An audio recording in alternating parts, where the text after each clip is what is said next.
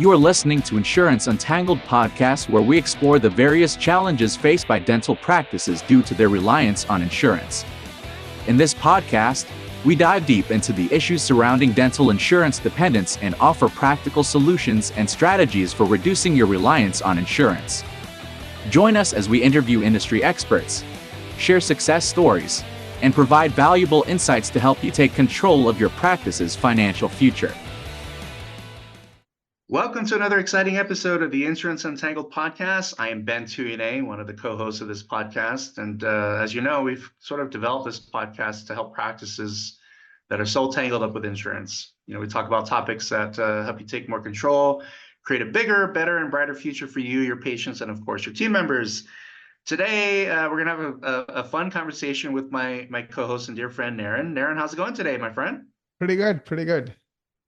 Very good. Excellent. I see that the topic here that we're going to be discussing is working on the business versus working in the business, which is, when you really think about it, it's a thought-provoking topic, working on the business versus working in it. So first question I have for you, Naren, is what do you mean by working on the business versus working in the business? Yeah, that's a great question. Working in the business is you being a technician. For example, as a dentist, perhaps, the work you do in dentistry, that's absolutely working in the business. To some degree, I would also argue management is working in the business. For example, hiring people. You're always hiring people because somebody quits or your team grows. So that is, in my mind, working in the business. You just have to hire people, or paying people. You're working in the business. Why? Every single month you have to pay them. So the way I think of working on the business is things you can do that makes your business better. What do you mean by that, right? So if you look at successful practices, better means, more revenue, better means more profits, better means patients who love you, perhaps hundreds and hundreds of 5-star Google reviews because you are so relationship focused and you figured out how to do that at scale. So you create the process, think through how you're going to, create a practice that is relationship driven, and you just do that initial investment. Remember, like anything else, like going to, uni, right? I bet your first year was challenging, right? Because you're learning new things you never did. So you have to push yourself, do new things you never did before. So anything that's all about making your business better is working in the business. Yeah, no, that's excellent. And I want to kind of comment on something. The person I think who brought this to my attention is a gentleman by the name of Michael Gerber. He wrote a book called E-Myth, and there are series of books that came after it, E-Myth Revisited, etc., etc. I even had a pleasure of like going to Michael's home. He lives close to San Diego, in a hilly region, beautiful home, and spent like 2 to 3 days with him. So I would go to his house and spend time talking to him. He's a brilliant guy.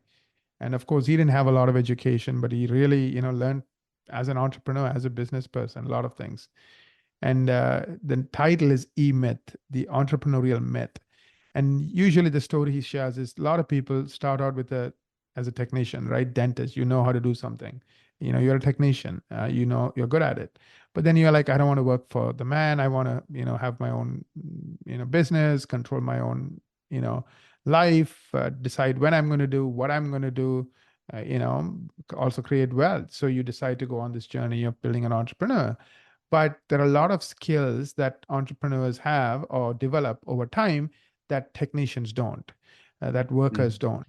Of course, working on the business is one of those skills. Like you are working on the things to make your business better. Yeah, no, that's awesome. Yeah, I can see him here online. He has actually several books out there.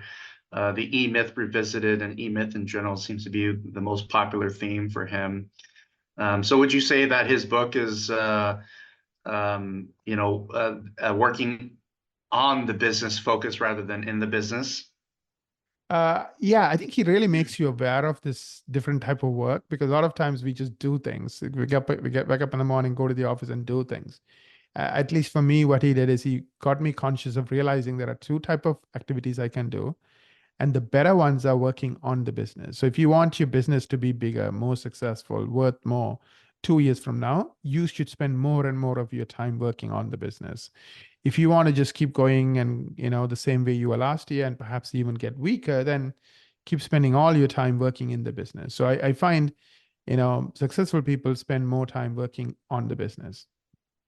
Yeah, I think that's kind of a perfect topic for dentistry where, at least in private practice, you have a single doctor that does everything, right? Especially, there's a lot of dentists these days that don't even have hygienists, and they don't want, they don't want to go that path for whatever reason, and they're sort of comfortable doing their own hygiene and restorative work. And you do tend to find that the bottleneck for the businesses are, function of the lack of working on the business, right? And your company is probably a good one to sort of look at too, Naren. Like I know that you run a company that's been around for 20 plus years, and you have more than 250 plus full-time team members. Tell us how you spend your time on running your business, Naren. Yeah, I know this was hard for me early days, but I realized every minute I spend working on the business makes the business stronger, makes the business bigger, makes the business more successful. So over time, I have kind of spent less and less time working in the business and more time working on the business. So today, I would argue maybe 10 hours is working in the business, and the rest of the time is working on the business. Of course, I can do that because, like you said, we have 250 plus people and lots of managers and lots of people to take care of the day to day. Of course, you may not be able to, only give 10 hours to working, in the business, and give the rest of the hours to working on the business, because that might be not possible. You may not have a large team like mine, and you may not have a lot of senior managers who have been there and done things for a long time. So you might have to spend more time. That's okay. I think the key is you should start becoming conscious of this and start, increasing the amount of time you're spending working on the business. In the beginning, it could be just, 5 hours a week, and perhaps a few years down the road, it could be like even, an entire day or maybe even a day and a half. So, and I also know practice owners who spend a lot more time than that. So, some of them don't practice dentistry at all. They are working on the business 90% of the time. So I've seen the whole spectrum. So yeah, I do think, if you are a person who want your future to be better than your past, if you're a person who just doesn't like, going, being in the rat race and going around in circles, you should start working on the business. Yeah, that makes sense. So in your experience working with dental professionals, Naren, thinking about those that have been more successful as business owners, those who work on the business or work in the business, can you share some examples, or at least your experience with doctors that worked on the business, and what did they do to sort of change the dynamic of the success of their businesses? Yeah, absolutely. So I'll share some examples. So there's, dozens and dozens of examples. I'm going to pick and choose. I'm not going to go through all of them. So this one particular dentist reminds me of a great success story. It's a couple. Of course, I've had several people in the same kind of a situation. So they early on realized, the business of dentistry is as important as dentistry itself. So they divided and conquered. So the wife, who happened to be the dentist, did the dentistry. And they had young kids at the time. So of course, she also wanted to not like kill herself, like working 6 days, 7 days, not seeing her kids. So she said, okay, I'm going to work, X number of days. I think in the early days it was 4 days. And then I don't want to worry about practice. I'm going to have my husband help. So the husband in the early days was like part-time. And then they really mastered how to run a successful business. They mastered marketing. They mastered, patient experience, i.e. being relationship driven. They mastered how to hire and manage people. Of course, they created systems, processes. The husband was doing doing a lot of that work because he could focus on working on the business while she spent the 4 days. Remember, they were bootstrapped and not too much, money to back them up. So they had to be really careful with, how they spend their money. So that's how they divided and conquered. I have seen situations. Now, fast forward, 6 years later, they have 4 practices. Wife now works only 3 days a week. Kids are doing amazingly well.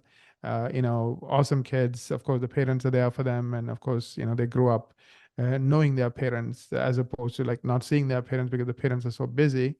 And now there are four practices, and each practice is worth an average of 1.5 million.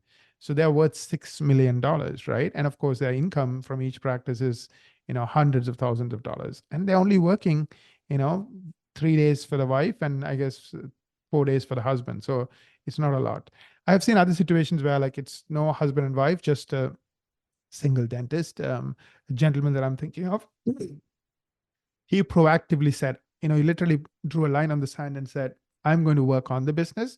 I'm going to start by allocating 2 hours a week. And he did that for a few months. He started, working on specific things that'll make his business better. He started thinking about, what his business is and what he wants it to be. Like, so he started thinking, okay, if 10 years from now, fast forward, I have an amazing business, what type of a business would I consider amazing? What type of services, what type of patients? He spent a lot of time really visioning out who he wants to be or who he wants his practice to be. Then he started thinking about what kind of people he wants to in that practice. So, one of the things he realized is he wants high quality. So he ended up paying 20, 30% more than what everybody else would pay. He wanted a practice where people loved jumping out of bed and coming into work. So today they only work, like I think in this particular case, they start early and finish early. So by 3 o'clock, they're all done. Of course, the good news for the patients is those who want early morning appointments can come in. And I think they take 2 days off during the week and they have 1 day in the weekend. So he really created a practice that really met the needs of his patients, his team members, and of course, his young family. And again, fast forward a few years later, he did amazingly well. And he took that single location into a $3 million practice.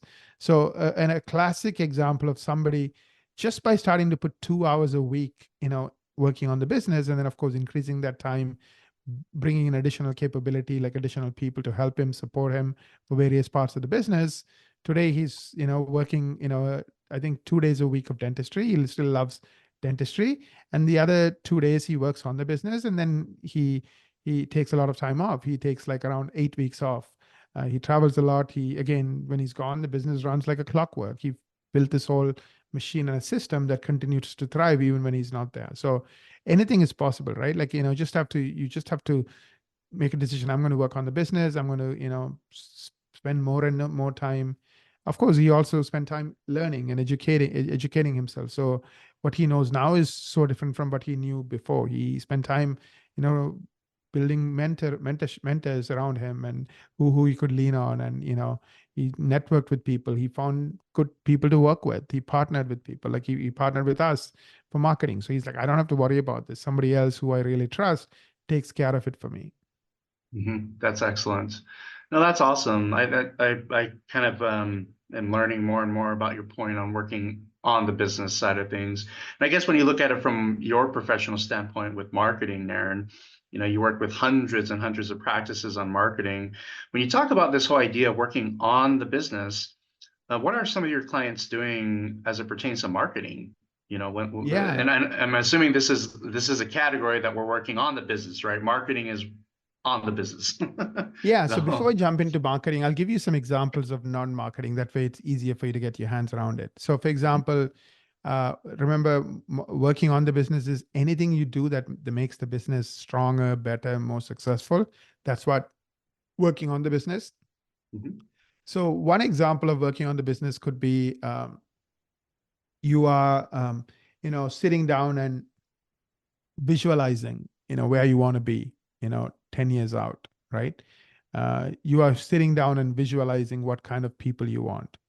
You are even spending time talking to businesses like the one that you are visualizing, hey, emailing somebody, hey, do you mind if I come and have a coffee with you? Do you mind if we have a chat? Can I take you out for lunch? And as you start, then once they are talking to you, hey, do you mind if I stay in touch with you and see, look at you as my mentor and get your input on things? And like, oh, absolutely. Remember, people love to give back and help. It's just that like most of us crave being able to help others. It's just that nobody asks because people think, we shouldn't, or if we ask, what if they say no, right? Don't have that mindset. Like go and learn from those people who are like you. So even like building those relationships, learning from those people, to me, it's working on the business. Of course, allocating time and being disciplined about it, because usually what happens is we have 10 things we want to do, and this goes to the bottom of the list and it never happens because the other 90 things always free you up. Treat it as a top thing, working on the business. Just put it into your calendar. I'm going to work on it. Other types of activities could be, now as you get more and more into it, okay, I need a great team. So what kind of, people do I want to hire? How do I even interview them? What kind of questions do I ask? How do I screen them? So figuring all of that stuff is working on the business, and it won't come right the first time. Again, talk to people, learn, try something. And if it works, the pieces that work, keep it. The pieces that don't, tweak it, learn. So you're constantly evolving. And of course, after some point, you figure it out, exactly how to hire people, exactly how to manage them, exactly how to fire them. So those are all working on the business. The routine things that are like working in the business, like doing payroll, having routine meetings, try to make it into systems, and then hopefully over time, as you grow bigger, delegate those activities. Again, you have to get good at delegating. You have to get good at keeping people accountable. So again, when you're figuring all of that stuff, that's working on the business. So let's jump into marketing. So what are some examples of marketing activities where you're working on the business? Remember the definition: anything that makes your business better. So for example, Google reviews, right? A lot of practices struggle with Google reviews. And a practice with 500 Google reviews, let's say 5-star love letter, which is paragraph reviews, definitely is going to do better than one with 100 or not too many love letter 5-star Google reviews. So of course, set it as a goal and then go to work on it. That is working on the business. Why? Because a practice with 500 Google reviews will do better than a practice with 100. Before and after pictures, right? If you want to build your cases or your high value practice, patients are not going to trust you unless they know you have helped someone like them. Do you have amazing stories, cases where you show the full face after picture, where you show the entire case, outline it, what happened, and then you have dozens of those in different pages for different services? That's working on the business. Again, you do a case once, that case can be seen by thousands of people over the next 30 years, especially online. Another marketing activities could you have created beautiful smiles. Why not do a photo day, maybe every couple of years, and get these people to show up and get the beautiful smile. Of course, do something nice for them, pay for the makeup person, pay for the photographer, give them some shots they can take home. And in exchange, they give you that beautiful smile, like real stories, real people. Now, hang it on your wall, right? That is working on the business. You don't do it every single day you're doing a photo shoot, but once every couple of years. That's working on the business. That's, I would consider, a marketing activity. I tell my clients, don't abdicate your responsibility as the CEO, stay engaged. So I strongly recommend all my clients to meet with us at least every 3 months to see where we are, what we need to be tweaked, where we are going next, right? So that is working on the business. You are not doing the work, you're not doing the day-to-day, but you have a very clear understanding of how SEO works. You have a very clear understanding of goals that are good goals. And then you monitor it, you stay on top of it. That's working on the business. Excellent. And I know you help a lot of practices with SEO and digital marketing there. And I recommended Equa to all of our clients. I think this is actually a really great way to work on the business from, general growth and marketing perspective. One of the things I know that you offer is a no-cost marketing review. I think everyone listening that hasn't done it should take advantage of it. Naren, can you tell us more about that?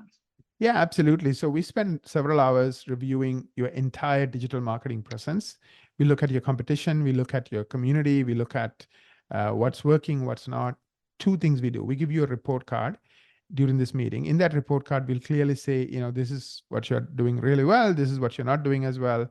And then we'll also give you a plan. So regardless of where you are, if we believe you can dominate SEO, if we believe, and the way I define dominating SEO is getting into the top 5% of practices that get all the free traffic, or 95% of the free traffic. So top 5% meaning you're at least ranking for 100 or more keywords and phrases on page 1 of Google. So we'll give you a plan if we think we can do that for you, as to how you would get there. What are the components of that plan? For example, NAP, it's one of the components.